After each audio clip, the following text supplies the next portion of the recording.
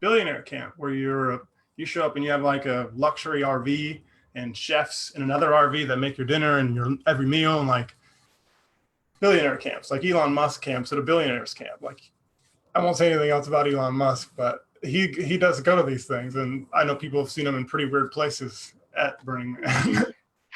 For sure. If we were offline, I would say it, but definitely not going to say that on recording. Oh man, he was just on Joe Rogan last week. Oh yeah, and he was just on Joe Rogan. A completely legal plant, and the internet broke. Yeah, it was. I was challenged to listen to him for the whole thing. I had to eat it up in small doses, and maybe it was because of the legal plant, or maybe it wasn't. It almost felt to me like Elon was almost disinterested in the questions. Does that make sense? Joe would ask him this question, and he's just like, "Well, this is the 47,000th time I've answered this question, and you're a monkey compared to me." And so it was challenging for me to really get into that episode. Whereas, you hear small snippets of Elon is really fascinating. Yeah, super fascinating. When he talks for that long, you find out how weird he is. Mm-hmm. He's super for weird. Sure. Mm. God, it's just nuts, man. You're breaking I'm up. confident that we Are you breaking did up? this. Yeah, am I back? Yeah, you're back. Yeah, I'm not confident that we did the Facebook Live right, so I'm not sure when this started. So it's all good. You have it recorded though, right? Because it's Zoom. I'm not recording this actually, and I should be. Am I? Nope, I'm not. It is. Hey man, we're all learning. Yeah, we're learning. This is all part of it. So if you're just grabbing this now on Facebook Live, it looks like it's been on there yet. Yeah, I think we've been, let me see what the timer on Facebook says, a couple minutes. So if me and Dustin have been talking for about 15 minutes. I think I hit the launch live, even though this light says live on Facebook the entire time we've been on. We're just figuring out this Zoom webinar is out. The intention of this conversation is for Dustin and I to hop on once a week and continue our discussion into the human experience and the cosmic experience. And it was just saw this video with Neil deGrasse Tyson today talking about the cosmic experience and how people and their egos, depending on where they are with their egos and how they feel about themselves and where they are with their growth, and when they all of a sudden start to check in the fact that we're like one of 100 million suns, that's just average, that's one of 100 million stars in this galaxy, that's one of 100 million galaxies in the universe. The people can really start to feel like they really have a tough time in realizing that they're not the center of everything. And yet, it's funny too, because in my work, like I talk about in my coaching or in group or whatever we're discussing, it's like in your reality, you are the center. Yet at the same time, there's this infinite everything out there that you're a small piece of. And so it's this like this crazy dichotomy that can be really challenging for people to swallow or even want to discuss at all. Well, I mean, that's interesting that you say that. I mean, the ego is like, in my opinion, the ego is like one of the more valuable tools that we have. It's one of the things that really can keep us alive and really keep us growing too. However, the ego, when in the driver's seat, is a really dangerous situation for anybody. And it's definitely a situation to be avoided. But it's a super useful tool. If you pay attention to the ego can tell you when you need to grow up, when you need to grow as a human, when it gets bruised, pay attention.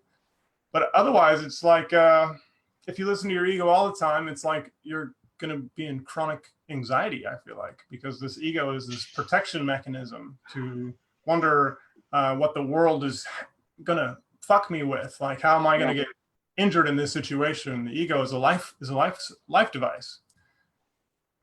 I read a number that says 90% of your stuff is controlled by your limbic brain and your ego.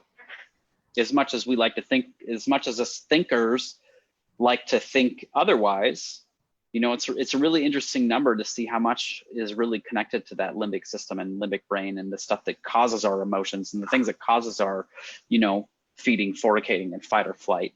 And the things they don't really really contribute to emotions all that much. They really contribute to the situation that generates an emotion, or we make up a story about an emotion. Like the human experience really is narrowed down to two experiences, and only two experiences: love and fear. And the fear response shows up in a million different ways, yet it's the same fear response. And that's what makes fear so useful as well, because you can train with fear a lot of different ways.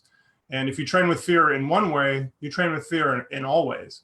And so that's why, like, Wim Hof is huge on this no ego, we go thing, because when you train with this thing over and over and over, like, the ego just sort of becomes so much more obvious. Like, it doesn't go away. Like, absolutely not.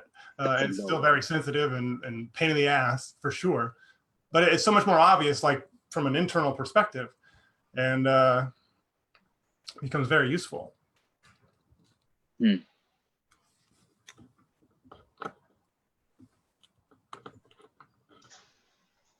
just had a really successful workshop on Saturday, where we did a lot of talking about the limbic system and fight or flight response, and how to de-escalate stress, how to de-escalate the fight response, which is like the basic binary part of conflict resolution. I think that if you're not teaching breathing and conflict resolution, then you're not teaching conflict resolution, in my opinion.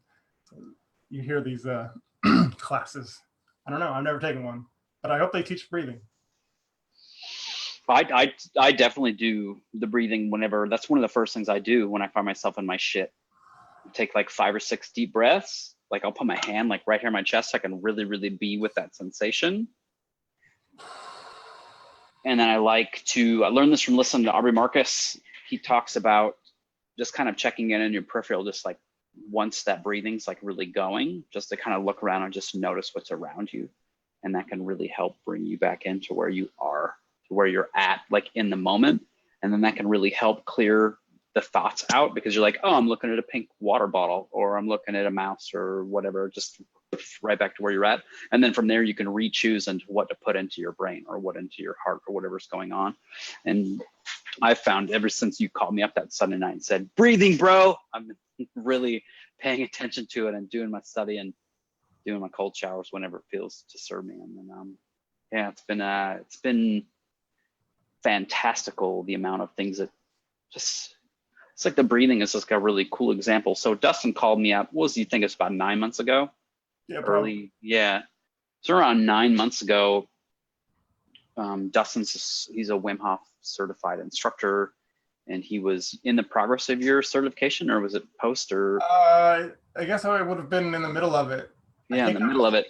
I was looking for people that I could explain it to, because I was still really like sharpening my command of the knowledge, and I knew that you would invite like a really good conversation. Yeah. Your brain is that way. So it was like 9:30 on a Sunday night, and Dustin like sent me the text message. It's like, man, it's like almost 1 a.m. in California. This must be a big deal. So I think we got on the phone. I was like, all right, cool. I'll start the next day.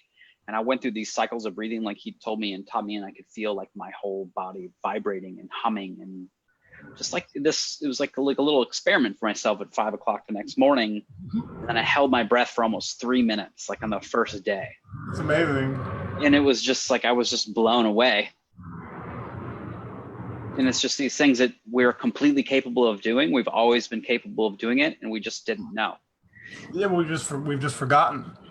And so it's really interesting, and I bring that up and talk about it because that not knowing we are capable of ... applies to infinite amount of things that we currently forgotten how to do.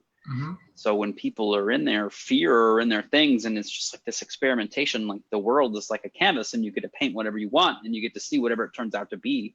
Or you get to, mix up the ingredients in a beaker and heat it up under fire and see what bubbles over or what doesn't, or what new compounds you can create. And this is, it pertains to so much, emotionally, spiritually, the way we communicate, the way we are in our relationships, the way we talk to our kids or our boss, or you and I, like me and you, pushing this conversation for years. And so it's been really interesting, just like, and I mean, considering where we were 3.5 years ago, we met, Man, we were that was like a lifetime ago, brother.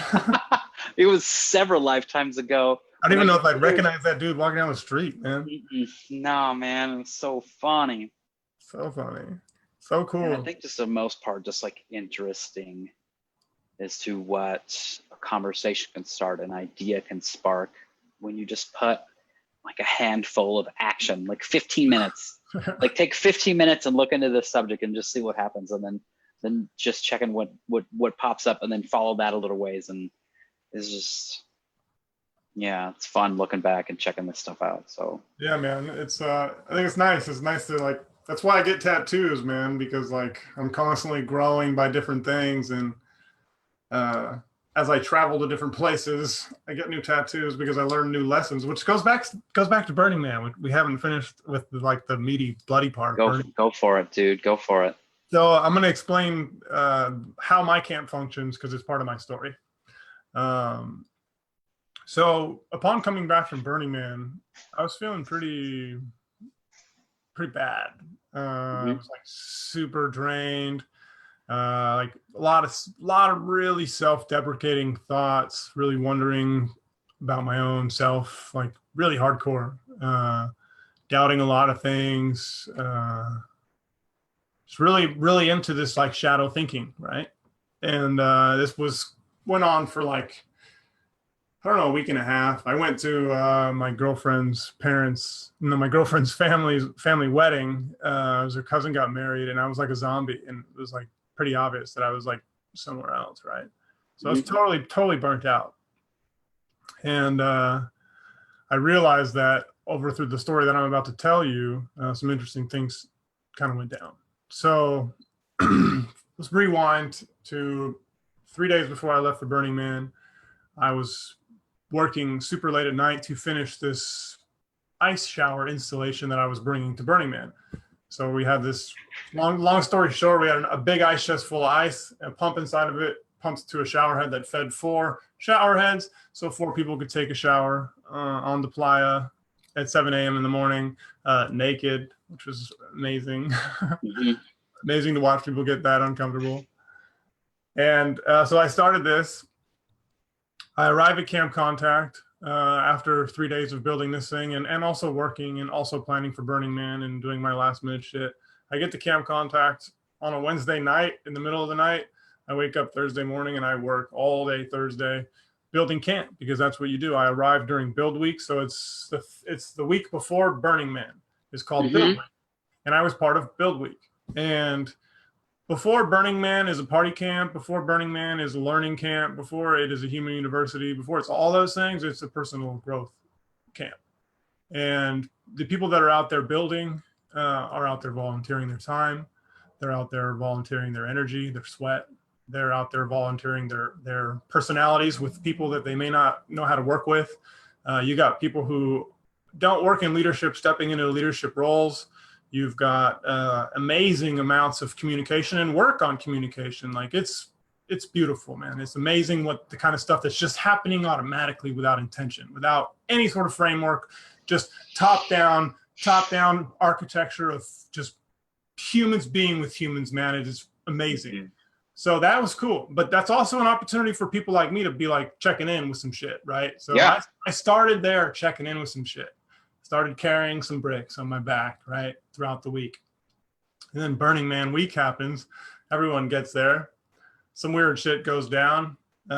Different things happening, different bricks coming down in my back. And like I'm getting more and more bogged down. All while waking up at 7 a.m. to teach workshops. Well, waking up at 6:30 a.m. to wake up at 7 a.m. to teach workshops. And so I'm doing that every day. I did it. We canceled one day. We didn't miss it. We canceled it one day, but every other day we did it. And so I'm doing all of these things. And I completely just totally ran out of energy by the time that I came home. I was completely depleted emotionally because of all of the different things that I was processing from a sensory level. Like I saw crazy shit, man. Like I saw a 100-foot or however fucking tall it is thing burned to the ground. Like it was amazing. It was one of the craziest things I'd ever seen. I saw art installations that made me question different parts of society and wonder about our future as humans and like all kinds of stuff, man. Like it was a lot of a lot of data to crunch. So I had all that emotional stuff. And then physically, I was done, dude. I had spent 14 days in the desert in extreme temperatures, extreme everything, showering every maybe 4 or 5 days. Like, it was roughneck city. And by the time that I got home, I had nothing left, man. So I was in complete self-doubt mode with zero energy and totally burned myself out. And I've burned myself out before, man, but never like this, like never like this. However, because of all these weird things that I've learned and all these little amazing pieces of gold that I've picked up while swimming through life's rivers of shit, I was able to really reduce that burnout period that would normally be who knows how fucking long. Like, first off, I haven't had an experience like this in 3 or 4 years. First off, so after 3 or 4 years of not having something like this happen, no, probably 2 or 3 years, we'll say, to be fair, because I did some burning out in PLD. So 2 or 3 years. And this would have taken months to recover from. And it's been 2.5 weeks, and I'm more or less feeling completely back. I'm still fighting some self-deprecating thoughts. However, I'm not really fighting them anymore. I'm kind of taking like that, what's the martial art where you redirect energy? Redirect it, yeah. Called no, that's a dance movie. I know someone who knows this and is very good at it. Oh, I know who it is. It's Master Oogway from Kung Fu Panda. It's not who I know. I personally know someone, I should say. Anyways, yeah. So I'm doing my best to redirect these narratives, because they're there for sure. I'm going to be real. They're there. They sneak in when I don't expect them to, for sure. And so what I'm doing now, instead of like allowing that to like knock me down or like go into some sort of like cowering posture feeling, like I'm doing my best to like redirect that and let it be like a coach, or like a reminder of like, okay, well, just pay attention. You know, like every other stimulus that I get, that I've been training myself to just pay attention. Like I don't even feel pain as pain anymore. I just feel it as a thing, because I focus on pain so intensely when I feel it that my relationship with it is completely changed. And so I guess it's just another thing for me to have to learn on and play with. 100%. It's good, man. And so this is the most cliche thing you'll ever fucking hear about Burning Man. Is Burning Man was exactly what I needed it to be, and that's what most people will say. And I don't know why that happens. I don't know why that. I don't think I've ever heard anybody say that, honestly. Really? Yeah. It's interesting. All the people that I was around and are around, and that's the. You know what's funny though, and I know that me and you have done a ton of work on this kind of thing together. Is that really cliche, or is it just true? It's just true. It's just true. Yeah, it's true. Like I said, man, it's a personal growth camp. You could say that about your commute to work. It's going to be whatever you need it to be. Like, you can say that your experience of driving through Starbucks. You can say that about your experience of freaking going to get groceries at Safeway, or dropping your kid off at soccer practice. And I think this is an interesting part. And it kind of takes me back to the beginning. I'm sorry if I'm interrupting your. No, this is the point of it.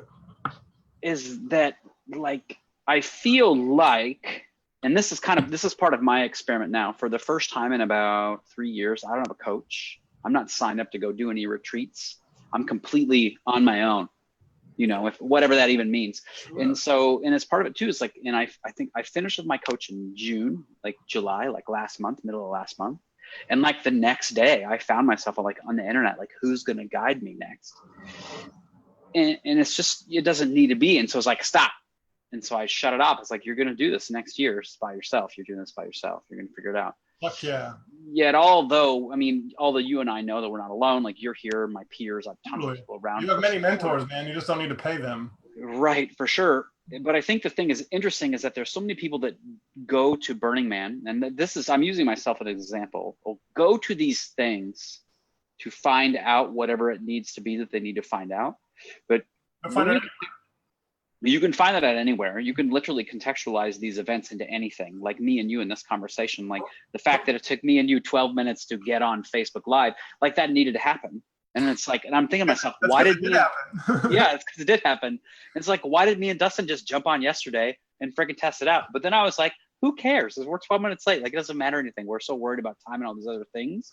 And there's all these opportunities, like within every single moment of your day, that if we just let them, just like you said about pain, if you just take the opportunity to check in with what's actually going on, that thing could be teaching you so much. Yeah, man. You know?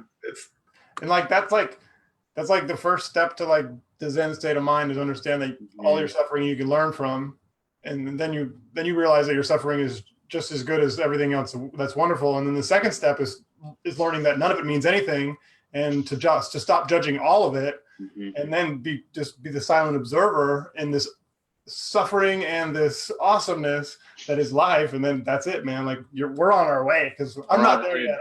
I'm not. Fuck. I judge like up until I got up this morning. Every moment. We're getting our air conditioning replaced today. I'm gonna make air conditioning was my Burning Man today. And I didn't want to go to the office. My wife's 8 months pregnant. My daughter's at home. I was like, but I gotta go and I gotta make money and I gotta figure it out, right? And then I go in and it's like from like all the way up until noon, I'm like eating my lunch. It's like, oh, I didn't feel like I'd accomplished anything. I was just like this thing. I was like, man, what's going on? And I just wrote this post. I was like, I just don't want to do this today. It's just not where I want to be. I'm like, that's it. It's nothing more, nothing less. I was like, I just wanted to be somewhere else. So I just packed up and I went home, and as soon as I just decided to just close my laptop and just go somewhere else, as everything was great. And so it was just like taking that moment. You're out for the entire 4 hours. I was just go home. It's just like finally surrendering to that silliness, and then just like, so I think I'm destabilizing here for a second. You get me back? Yeah, I got you back now. Okay, cool. Yeah, but I just think it's so, I don't know. Well, I think that people are searching for these sort of opportunities, man. I think that people are looking for a chance to get out there and experience some part of the human experience different than the one that they're in. Everyone's looking for a non-normal state, because the normal state is fucking depressing, man. Everyone's sitting in traffic or plugged into their fear IV, this thing right here, their fear IV, this little device. Yeah. Just getting strung out on all sorts of fucking shit.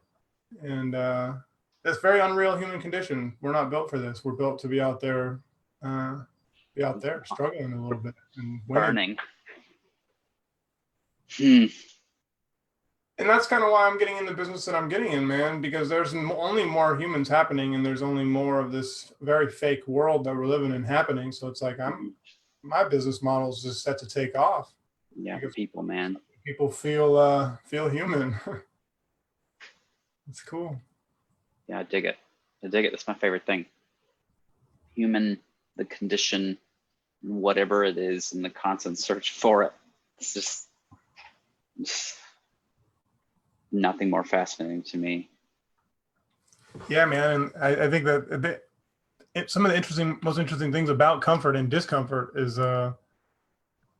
it's an old quote or old saying or something, comfort the disturbed and disturb the comfortable. But like when you think about that, when you like take that statement apart, it's like, whoa, man, this is the recipe right here. This is what we need to be doing with our time. We need to make these comfortables uncomfortable and comfort these disturbed people. And it's very interesting. Very interesting. There's two ways to do it too. You can pick something to go intentionally make uncomfortable, or you can wait for the world to do it for you. And from experience, I've found much more gratitude in the intentional version. Yes. You know.